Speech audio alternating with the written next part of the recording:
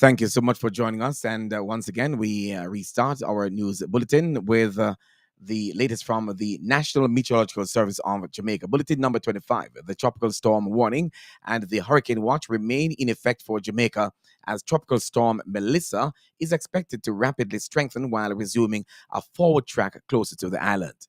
At 4 p.m., the center of tropical storm Mellissa was located near latitude 16.0 degrees north, longitude 74.3 degrees west.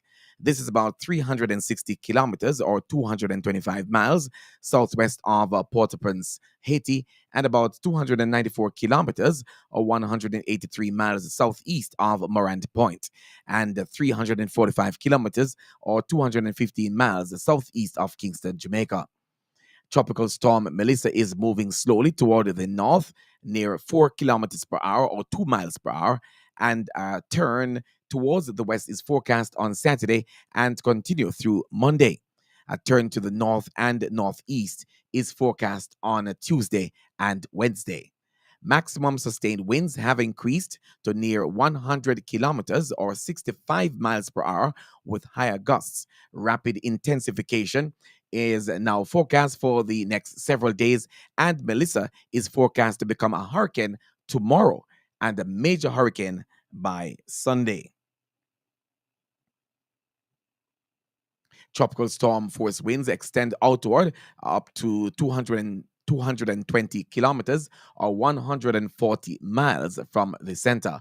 On the forecast track, the center of Mellissa is expected to move from south to north over central Jamaica early next week and over eastern Cuba by the middle of the week.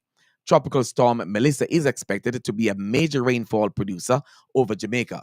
Rainfall amounts reaching 300 to 400 millimeters or 12 to 16 inches are forecast for the island over the weekend, starting in eastern parishes and gradually spreading westward across the island during the course of next week. Locally higher amounts are possible, and residents should take note. As the tropical storm moves closer to the island, expect strong gusty winds reaching tropical storm force to initially affect eastern parishes later this evening and continuing into the weekend across the island. Hurricane force winds are also possible for as early as Sunday. While marine areas will see further deterioration this evening and tonight, small craft operators, including fishers from the Keys and Banks, are advised to remain in safe harbor until all warning messages have been lifted and wind and sea conditions have returned to normal. The Meteorological Service continues to closely monitor the progress of Tropical Storm Mellissa, and all interests are encouraged to pay special attention to further releases. The next bulletin on the system will be issued at 8 o'clock or just about now, and it's likely that a hurricane warning could be issued for the island at that time. So, at the end of this newscast, we will definitely come back to you and bring that information to you as well. So stay tuned with us right here on the station as we continue with the bulletin of news information for you on NRP Radio. We're going to be joined now by Principal Director of the Met Service, Evan Thompson, and he has an update for us as we make preparations for the impending storm. Evan? Where Mellissa is really going. Well, right now, the tropical storm Mellissa is over the Caribbean Sea. It's quite some distance south of Jamaica and Haiti, kind of between the two countries, and then all the way down south. It's moving very, very slowly, but we are expecting that it will be picking up a little bit more speed as it moves more or less toward the north. That would take it closer to that passage between Jamaica and Haiti. But then what is expected is that by Saturday morning, we could see the system becoming a hurricane and then turning toward the west. That would take it closer to the east coast of Jamaica, but then remaining over the waters to the south. And then for the next day, it's expected to continue moving toward the west, south of Jamaica, and it could develop even further into a hurricane. So that's really what is expected at this time, not as a hurricane, but as a major hurricane. And this is on Sunday morning. That's what is expected. So It's kind of reminiscent of the Hurricane Beryl of 2024 or Hurricane Ivan in 2004. You will recall those systems also being major hurricanes moving over the waters to the south of the island. So, right now, that's what the scenario looks like. But of course, it's still very early because the situation is moving so slowly and things could develop in a very different direction. So, let's continue to monitor the movement, the progress of Tropical Storm Mellissa. All right, that was Principal Director of the Met Service, Evan Thompson, there, giving us an update on the tropical storm, Melissa. Emergency protocols have been fully activated at Jamaica's international airports in preparation for Tropical Storm Melissa, says Minister of Energy, Telecommunications and Transport, Darrell Vance. The minister says at Sanchez International Airport, MBJ Airports Limited has implemented pre hurricane measures, including drainage and tree clearing, testing of generators with a 36-hour fuel service, and positioning of emergency supplies. At Norman Manley International Airport, PACAL PAC Kingston Airport Limited has directed stakeholders to secure assets and complete drain cleaning, structural checks, and power systems tests. He provided the update during a special briefing on preparedness for Tropical Storm Melissa at Jamaica House yesterday. Mr. Vaz explained that the airports are likely to be closed within 24 hours of a hurricane warning being issued. The island is currently under a hurricane watch. Mr. Vaz says the authorities will determine when the airports will close, as it's dependent on the tracking of the storm or the hurricane and the elements in terms of the locations of the two airports, which are obviously on the sea. In other news, a 48-hour curfew has been imposed in sections of Sandy Bay, Hanover. The curfew began at 6 p.m. today and will remain in effect until 6 p.m. on Sunday. The boundaries of the curfew are as follows: north, starting at an imaginary line at the training wheel headquarters, Hellgate, continuing easterly towards the Mount Pelier Basic School. East at an imaginary line at the Mount Pelier Basic School, traveling in a southerly direction toward the Mount Pelier football field. South from an imaginary line at the Mount Pelier football field, heading in a westerly direction to the Rootsman shop at Hellgate. West from the Rootsman shop, heading in a northerly direction towards Hellgate and continuing towards the training wheel headquarters. During the hours of the curfew, persons within the boundaries of the curfew are required to remain indoors unless otherwise authorized by the person in charge of enforcing the curfew. And a 48-hour curfew has also been imposed in sections of Crooked River, St. Mary, that has been extended. That one has been extended to another 48 hours. The curfew continues from 6 p.m. today and will remain in effect until 6 p.m. on Sunday. The boundaries of the curfew are as follows: east from an imaginary line at the Paulwell Texaco gas station, extending to the entrance to the Marking Stone Beach. South from an imaginary line at the Marking Stone Beach, continuing along a footpath with the Crooked River community. West along the footpath through the Crooked River, returning to a section within the Gibraltar housing scheme. North from an imaginary line along a footpath through Ross Drive in the Gibraltar housing scheme, returning to the Paulwell Texaco gas station. During the hours of the curfew, persons within the boundaries of the curfew are required to remain indoors unless otherwise authorized by the person in charge of enforcing the curfew. 43-year-old Ricardo Hunter, a driver of Lunafield District, border in St. Andrew, has been charged with carrying agricultural produce without a receipt following a vehicular checkpoint along Belmont Road, Kingston, on Thursday, October 23. Reports from the Agricultural Protections Branch are that on the date above, at about 5:45 p.m., they observed a Toyota Hiace van packed with green bananas and coconuts. The lawman signaled the driver to stop, and he complied. The officer requested a receipt for the goods he was transporting, and he was unable to produce the document. Hunter was informed of the offense and was subsequently arrested and charged. He is to appear in the Kingston and St. Andrew Parish Court on Tuesday, November 18. It's 18 minutes after 8 o'clock, and we're going to pause at this time. As you are well aware, the Manchester Police has been uh, making the rounds in terms of trying to find the missing Manchester High School student. And we had an interview with the superintendent, Kerry Duncan, this afternoon. And this is what he had to say to us. Let's see if we can get that going here as we carry through with our newscast.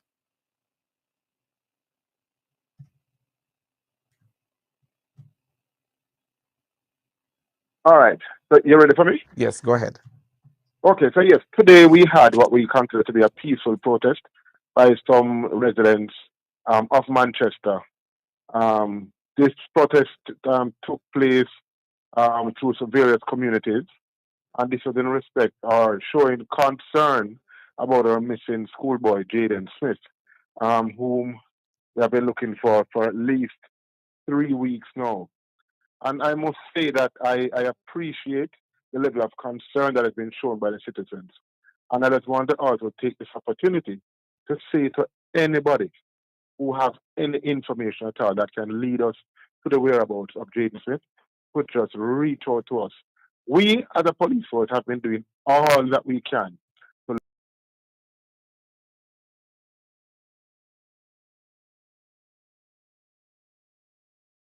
We have followed up on those leads. Unfortunately, they have not taken us anywhere closer to finding him. And I must say that this matter is getting the highest level of attention. As a matter of fact, our own Commissioner of Police, Dr. Kevin Blake, came into the space just to get a first-hand knowledge as to what is happening in the investigation and to give some support to the school community. All right. So, there have been some allegations being. All right. So that was Superintendent Kerry Duncan of the Manchester Police. They're giving us an update on the situation regarding the missing Manchester High School student. We're going to pause at this time and come right back to you with sports right after this and weather.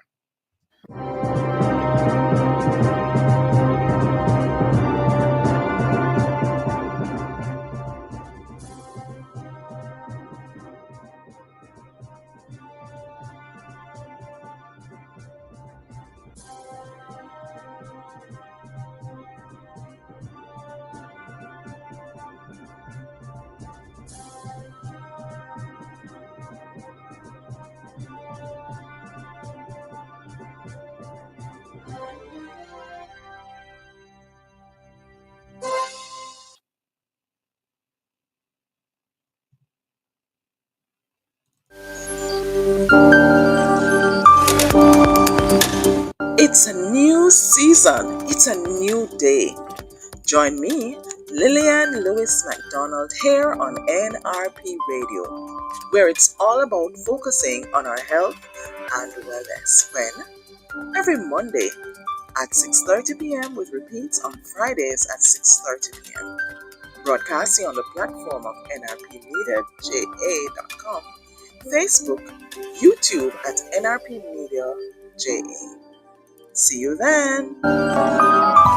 Hepburn's Glass Appliance is the latest trend-setting supplier of glass and mirrors in the industry. We specialize in tinted and clear glasses, as well as mirrors for all your windows, doors, and closets at very competitive prices. To maximize your shopping experience, we stock 316 and 1/8 mirror thickness and 316 and quarter thickness in our entire stock of float glasses. We have in stock gloves, cutters, and suction cups at unbeatable prices. Our customer service is second to none, with same-day cutting for your specific measurements. Visit our office at 13 Chisholm Avenue, Kingston 13. Call us at 9080962 or email hepburn.glass@gmail.com. Hepburn's Glass. Quality service is our priority.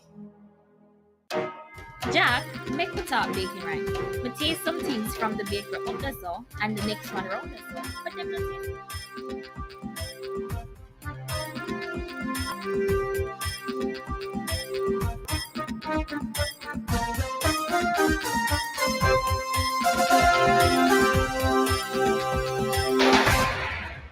And as you return to us with our news bulletin this evening, we are going to be giving you some information on sports. CONCACAF has announced today further changes to the match scheduled for the 2025 Caribbean Cup. The second leg of the series between Mount Pleasant FA and the Defence Force FC has been rescheduled due to adverse weather conditions expected to impact Jamaica as a result of Tropical Storm Mellissa. The match at the National Stadium, originally scheduled for Thursday, October 30, will now take place on Wednesday, November 5, with kickoff scheduled for 6 p.m. ET.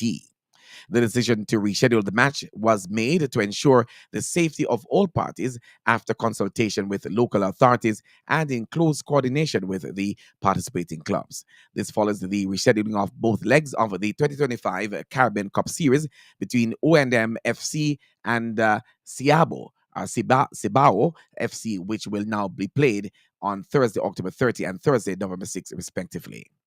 Finally, the Senior Reggae Girls completed their first training session in Trinidad and Tobago today, ahead of their upcoming international friendly schedule for next Tuesday. The camp includes a mix of experienced internationals and emerging talents as the technical staff continues to assess players ahead of the World Cup qualifiers starting November. Reggae Girls are set to face Trinidad and Tobago senior women's team on Tuesday, October 28 at the Atta Bolden Stadium. The team will continue their training sessions throughout the weekend. Let's skip on now to give you the latest from the Met Service in terms of the weather report and forecast. Significant feature, Tropical Storm Mellissa, approximately 345 kilometers southeast of Kingston, Jamaica. Gradual deterioration in weather conditions expected this evening as Tropical Storm Mellissa drifts closer to Jamaica. Current projection is for Mellissa to be near Jamaica as a hurricane during the weekend, as possibly throughout early next week. Tropical storm conditions are expected across Jamaica and hurricane conditions likely during this time, including locally heavy rainfall and very strong winds. In the 24-hour forecast tonight, periods of showers and thunderstorms across sections of northeastern and southern parishes. Tomorrow, periods of showers and thunderstorms mainly across sections of northeastern and southern parishes. Gusty winds mainly across southern parishes. In the 3-day forecast after tomorrow, that's Sunday through to Tuesday, tropical storm conditions expected and hurricane conditions increasingly likely, including periods of heavy rainfall and very strong winds across sections of most parishes. Other current regional weather features, there is none at this time, but the minimum temperature expected for Kingston and Montego Bay tonight in Kingston, 24 degrees Celsius. For Montego Bay, 25 degrees Celsius. That's the latest weather report and sports as we bring our package to a close right here on NRP Radio and NRP Media. Stand by. Let's check out and see if we can get that latest bulletin from the Met Service for you.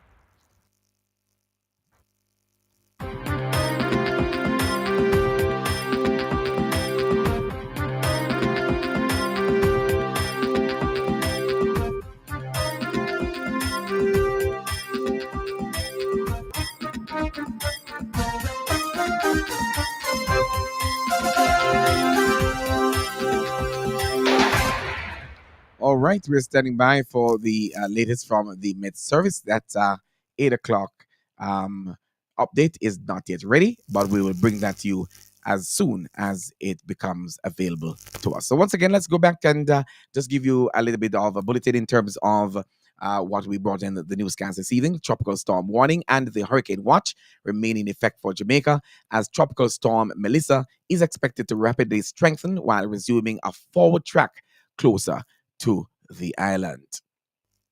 Emergency protocols have been fully activated at Jamaica's international airports in preparation for Tropical Storm Mellissa. This according to Minister of Energy, Telecommunications and Transport, Daryl Vaz. A 48-hour curfew has been imposed in sections of Sandy Bay, Hanover, as well as the one that has been in effect in Crooked River, St. Mary. This has been extended to another 48 hours. And finally, a 43-year-old driver of Luna Field District border in St. Andrew has been charged with carrying agricultural produce without a receipt following a vehicle checkpoint along Belmont Road, Kingston on Thursday. In sports, CONCACAF has announced today further changes to the match schedule for the 2025 Caribbean Cup, and the Senior Reggae Girls completed their first training session in Trinidad and Tobago today. This has been our package right here inside of the evening newscast right here on NRP Radio and NRP Media. We will have more information throughout the course of the night for you. Of course, at 9 o'clock, we're going to be starting off our NRP Weekends Gospel Show. That's the Friday edition. And of course, we're going to be sharing with you the press conference hosted by the government today on the upcoming or the impending storm. That will be coming up at 9 o'clock, and we will come back online with you at that time. In the meantime, we're going to be closing out our news package for the moment, but we'll come back at 9 o'clock right here online when we're going to be sharing with you the latest from the government in terms of preparation for the impending storm. Hope and trusting that you are keeping yourselves safe and dry, and that you have done as much preparations and putting some food items and some putting your very important documents into plastic, have some water in store, etc., as you move forward. So thank you so much for joining us. We're closing out the news now and go back to normal programming on the radio platform, nrpmediaja.com. So we're going to be going back to the radio platform for a while, and then at 9 o'clock we will rejoin you on camera. All right. God bless you. Thank you very much. My name is Leon Nash. Good evening. 29 minutes now after 8.